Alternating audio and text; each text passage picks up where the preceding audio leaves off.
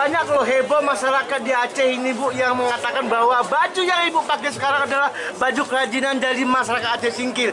Ya, baju yang kita kenakan sekarang ini merupakan hasil karya dari masyarakat kita, yang mana di Aceh Singkil itu terkenal dengan industri rumah tangga, dan kita juga pernah meraih juara 1 untuk kerajinan manik-manik, yaitu di desa Kuala Baru.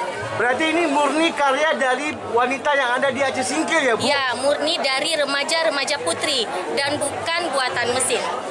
Ini di bawah bimbingan Dekranasda Bu ya? Ya, tentu saja kita berharap dengan kegiatan ini bisa lebih meningkatkan kreativitas dan inovasi dari masyarakat, terutama remaja putra dan putri dari daerah kita.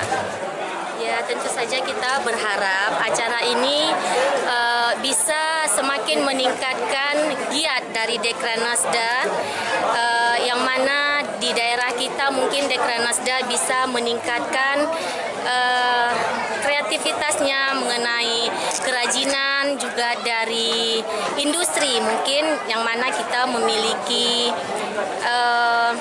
rempah-rempah ya, seperti kapur barus dan juga cengkeh. Sebagaimana kita ketahui, cengkeh ini juga bisa diolah menjadi makanan dan juga obat-obatan. Selain itu juga bisa dibuat menjadi kerajinan. Dan kita harap di sini Dekranasda bisa lebih berperan untuk itu.